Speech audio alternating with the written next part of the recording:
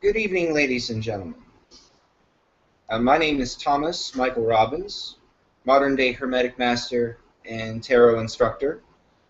Tonight, we're continuing our series on Hermetic Tarot 101. It's part 4 of our class, so just to catch everybody at home up to speed, we've been teaching about a series of writings known as the Corpus Hermeticum, in which most Hermetic masters believe consists of 42 works, but about 30 or so have only been discovered over the years. The most recent discovery was, of course, 30 miles from Luxor in the 1960s, when a Gnostic library was discovered and found several Hermetic writings from that time period, which is why we believe that 42 works are known to exist but haven't been discovered yet. The main course of the work, the Pyamandries, which is also known as the Shepherd of Men in English, is the main work or topic of our discussion. It is the Bible supposedly studied by Yahshua, also known to most of you as Jesus Christ, and was written around the 4th century or compiled in between the time periods of the 4th century to the early 1st and 2nd centuries AD. During that time period, it was during the rule of a Greek-Roman emperor by the name of Emperor Julian.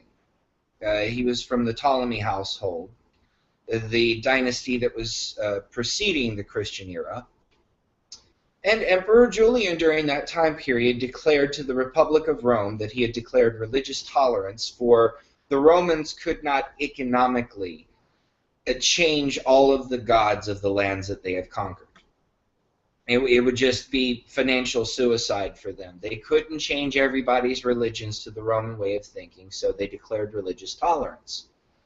Therefore, if you were living as an esoteric teacher during that time period, you certainly wouldn't be beheaded like you would 1,000 years later on that one during the Dark Ages for teaching witchcraft. You would actually be hailed as long as you were paying your taxes and not interfering with the Roman way of life. It was a very different time period for Rome. And these people who toured around to the various schools were known as hermits. Those who didn't practice one particular faith, but studied all faiths in search of a universal teaching. During the Christian period of the 3rd century, the Council of Nicaea had compiled 64 works and labeled them as the Bible, disregarding 32 books known as the Gnostic works of the Scriptures, or the lost books of the Bible. It was during this time period that Hermetics had went underground, and a lot of its teachings was passed upon to students by word of mouth. Normally, in many cases, they had to teach in secret because the Catholic Church would certainly have them tortured and executed for heresy, for teaching Arabic teachings or Celtic teachings, pagan teachings, anything outside of the Catholic faith taught in the Dark Ages. You were pretty much committing suicide. This all of a sudden changed with a very popular hermit by the name of William Tyndale.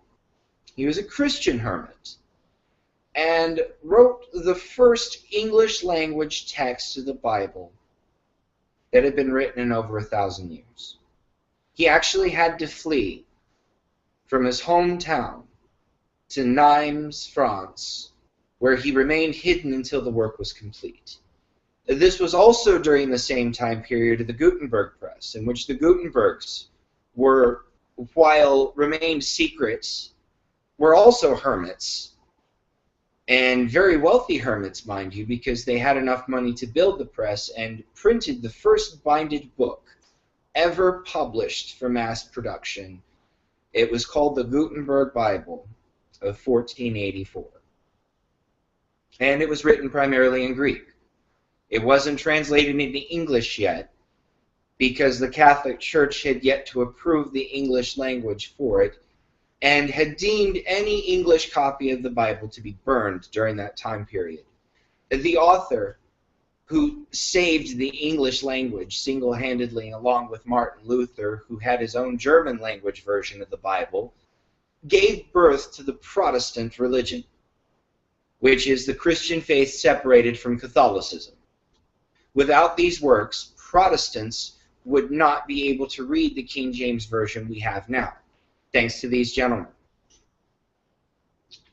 Unfortunately, though, our hero William Tyndale was not the praised and esteemed author he should have been, for much like many of the authors of that time period who wrote the secret works, he was burned at the stake along with the copies of his books found in circulation.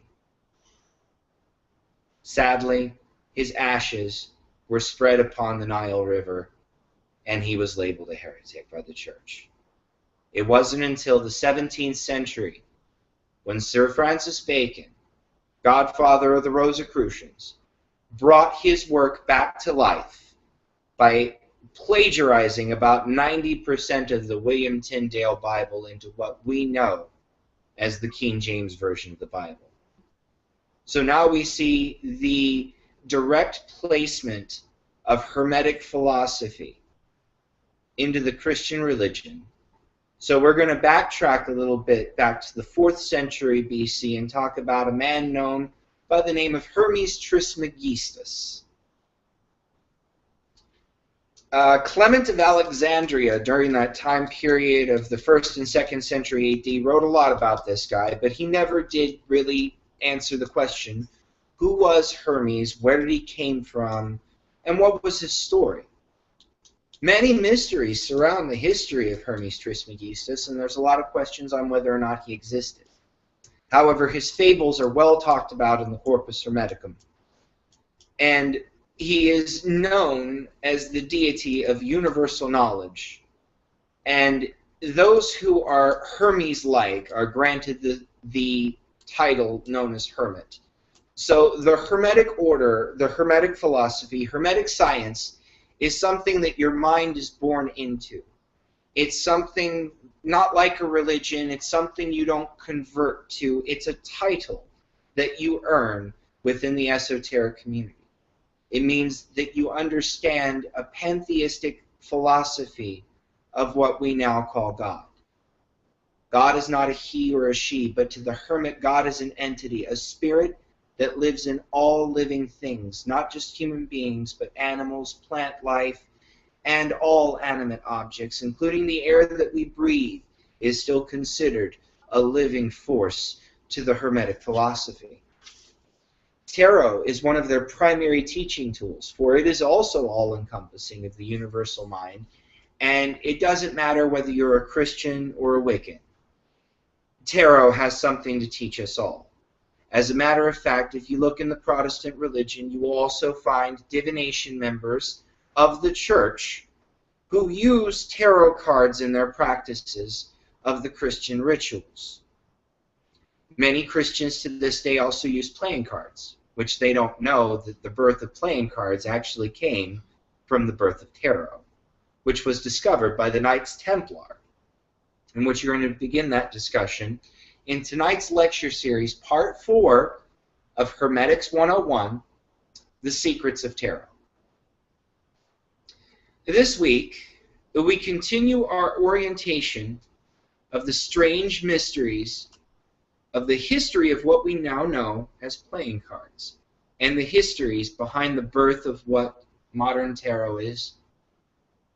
Opinions differ widely concerning the origins of playing cards, the purpose for which they were intended, and the time period of their introduction to Europe. Famous historian Samuel Weller Singer was an expert on the subject of playing cards during the early 19th century in France. His book entitled The History of Playing Cards, which was published in 1816, is still to this day the definitive work on the subject, and still used by researchers and mathematicians to this day as a tool to use for sacred geometry and fractals even. Playing cards are also used to build fractals. In his work, Singer advances the opinion that playing cards reached southern Europe by way of India through the Arabic states. Singer goes on to reveal that playing cards, or tarot cards, were part of the magical and philosophical lore of the Knights Templar.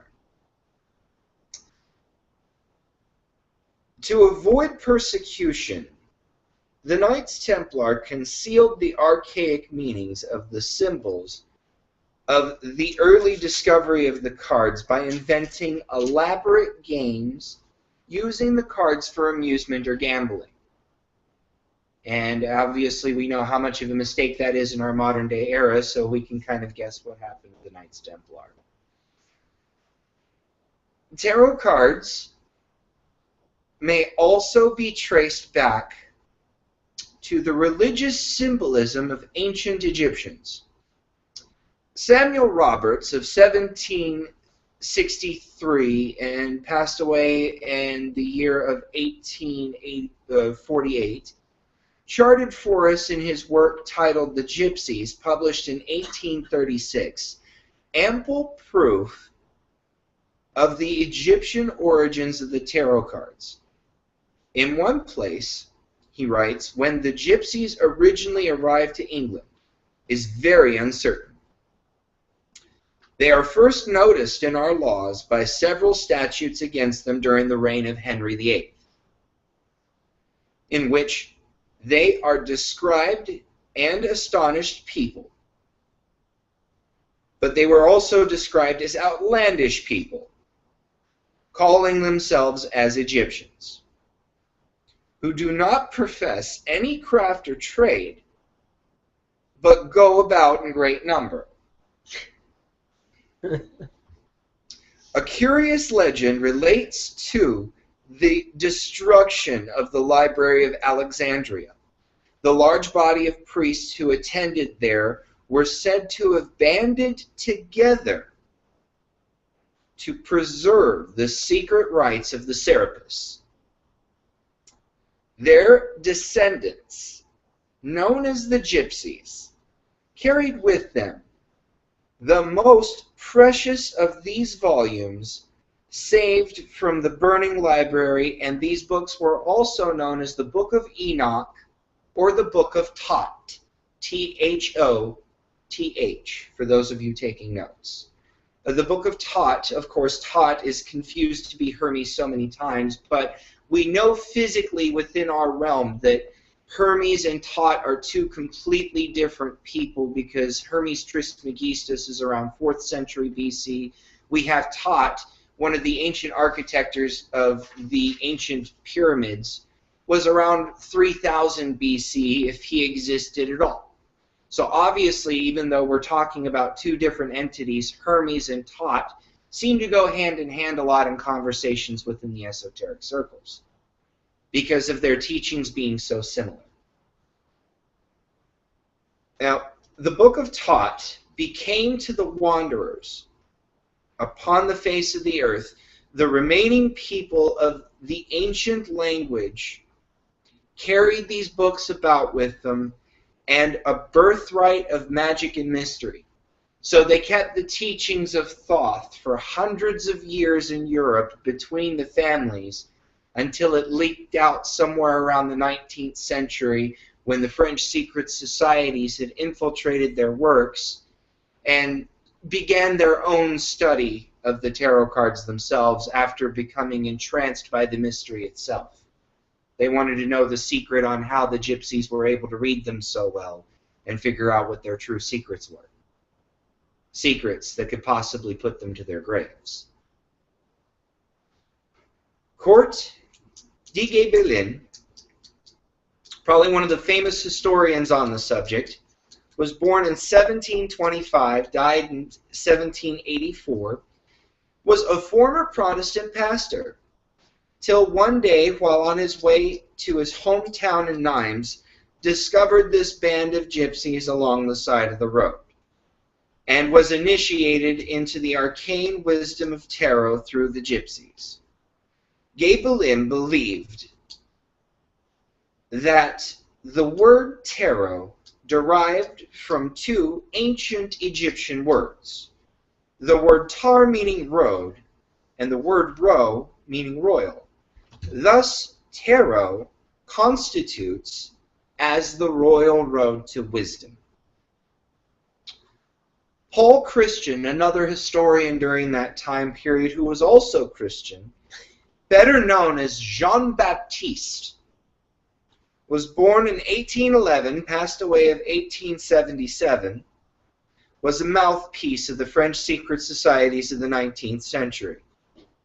In his work, The Histories and Practice of Magic, published in France in 1780, it didn't make it here to the States until about the 1950s, presents a remarkable account of the purport, initiations into the Egyptian mysteries, wherein the 22 major tarot trumps assumed the proportions of a trestle board of immense size and line into a great gallery.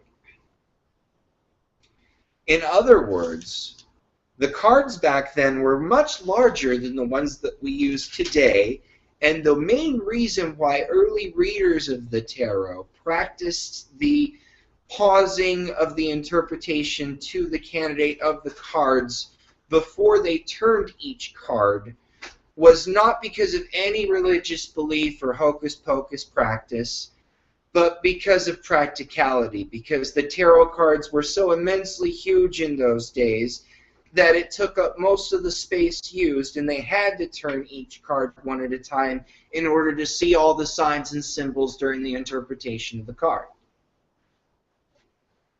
While the Egyptian may have well employed tarot in their rituals, the French mystics of the time presented no evidence of their assertions to support this theory. The validity of the Egyptian tarot decks now in circulation have never been satisfactorily established in Egyptian lore. Even though it's obvious because of the symbols used, we cannot trace the existence of the tarot cards to the ancient Egyptians. There's no facsimile there. A good example of this would be the so-called Thoth deck by Aleister Crowley, a popular deck most of you are probably familiar with and is sold in many stores like Barnes & Nobles worldwide. The drawings of the symbols of the deck not only appear to be more French than Egyptian, but the structure of the deck features more modern-day symbolism than it does appear to be ancient Egyptian. Thus we have proof that tarot is not just encompassing Egyptian beliefs, but all worldly cultures and religions.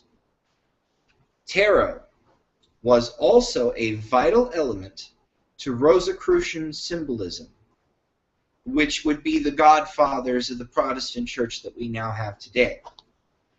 The Rotemundi is a term frequently used in the early manifestos of the Fraternity of the Rose Cross. The word rota is a rearrangement of the letters becoming the word tarot. So the word rota is a derivative of the word tarot.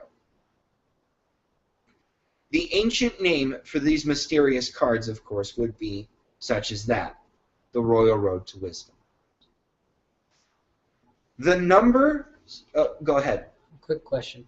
You said that there is no link between Egypt and the tarot, at least in historical evidence. Is there a link between Egypt and the playing cards? No. Historically? No. There were no... The papyrus leaves that the ancient Egyptians used was merely a way to sketch canvases before they paint hieroglyphics. So there was no need for the tarot cards. They had hieroglyphics that they used on stone tablets. So if anything else, the answer to your question would be yes and no, because without rune stones, which can be traced back to ancient Egypt, we wouldn't have tarot as it is today. So runestones would be an ancient form of divination. Yes, that can be traced back to ancient Egypt, but the cards themselves cannot, because they did not have the technology back then to build felt, which would be what playing cards were used on in the early days of the 16th century. So, is this the first time you mentioned the runes being traced to Egypt? Yes. Okay. I was saving the runes for another class, All but right. to answer your question, runestones were traced back to ancient Egypt, not tarot cards. All right. Thank you. The numbers 21, 56, and 78 are directly used as divisions related to tarot and are frequently in Sir Francis Bacon's work called the Great Shakespearean Manifestos of 1623, where the Christian name for Lord Bacon appears 21 times on page 56. Now, those of you giving me a confused look right now, I was saving that little secret for a different course. But for the time period that we have right now, Sir Francis Bacon was said to be the true author of the Shakespearean Manifestos. As a matter of fact, William Shakespeare was married to his 7th cousin who had 8 children and could barely write his own name. As a matter of fact, he needed someone else to guide his hand to sign his will. So it's kind of hard for those of us who study the ancient mysteries to believe that William Shakespeare wrote the manifestos so eloquently that we see nowadays, and would also explain why there's many Rosicrucian symbolism and Masonic symbolism in the works of Shakespeare, due to Sir Francis Bacon, of course, being the true author of the works. We have no proof of this, of course, due to the fact that if, in fact, this were to be found out during the time period of the Baconian literature, I'm sure he would have been burned at the stake for a lot of these reasons. But to hide his identity from the public, of course, he was a member of a lot of secret societies and used the name William Shakespeare, I believe, according to my studies, as a way of teaching the public the secret mysteries. And those who had the eyes to see and the ears to hear, of course, caught towards the symbolism in the manifestos. Going back to our subject here, many symbolisms, ranging anywhere from Masonic to Kabbalist interests, can be found in tarot. Pythagorean mathematists will also find important relationships with the numbers of the cards. Every interest, religion, belief system, and culture known to humankind to this day is, in fact, the key to the magical constitutions of mankind. Ancient Hermetists Eliphas Levi wrote in his work, Transcendental Magic, published in 1896, after his death, of course, in 1875 by his colleague A.E. Waite, that an imprisoned man with no other book other than just the tarot, if he knew how to use it, could in a few years acquire universal knowledge and would be able to speak on all subjects with unequaled learning and inexhaustible eloquence. According to the Secret Teachings of All Ages, written by Hermetic and Masonic professor Manly P. Hall in 1928, wrote in his analysis of the tarot cards that the cards themselves must be considered first as a separate and complete hieroglyphics, each representing a distinct principle, law, power, or element in nature. Second, in relation to each other as the effect of one agent operating upon another. And third, as the vowels and consonants of a philosophical alphabet. a language separate of its own. It is a mere coincidence that most tarot writers believe that there is a relationship between the 22 major arcana of the tarot deck and the Hebrew language. This comes from Pythagorean mathematicians who would argue that this division of tarot was set up by the universal mind to assign each major arcana to one of each of the 22 letters of the Hebraic alphabet, signifying them as the cards of divinity. The major arcana would be considered the God cards of the tarot deck. The major arcana also depict scenes from the books of Revelation, which is an interesting division of the book itself, considering the book of Revelations contained 22 chapters. The Kabbalists supposedly hold the answer to the tarot riddle of the major arcana. They have discovered the proper relationship sustaining by the tarot trumps to the Hebraic alphabet as the 22 paths of wisdom seen in sacred geometry. We will, in later discussions, cover the 22 paths of wisdom. But for now, to the esoteric student who is new to a lot of this philosophy, the Kabbalists are writing about the blueprint of tarot, which is known as the Tree of Life, which is one of, in this one's opinion, of course, the blueprint for tarot, and the 22 paths of wisdom are in fact the 22 branches of the Tree of Life, and is the ancient symbol. Through diligent study can we learn how to speak fluently the language of tarot. And with that being said, I'd like to give a little show and tell on what exactly the Tree of Life is. If you would, Hugh, if you can move the camera over here so the people watching at home can see this. This right here would be the ancient geometrical symbol known as the Tree of Life, in which, as you can see here, it has 10 fruits, which represent the 10 numbers of tarot, the 10 numbered cards. So there's 4 suits, so there's 4 trees. Now the branches are the same on each tree because the 22 branches that interconnect these represent the major arcana. And each major arcana that has a numerical value represents a branch of these trees. In next week's course, we're going to be doing a tarot workshop where I hope to show many of the students who, I'm seeing a lot of familiar faces showing up here, so of course I hope you would come for next week's workshop, where we hope to provide some instruction on how to use this and how this actually applies to tarot. But for now, I don't want to give anyone an information overload.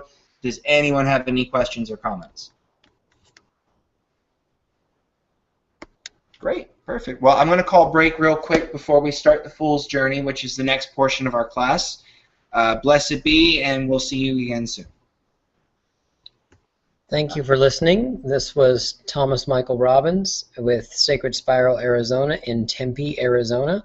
We're sponsored by GildedFate.com, and you can find us online at meetup.com. Our common name is luck-club.com, or the Luck Club in Arizona.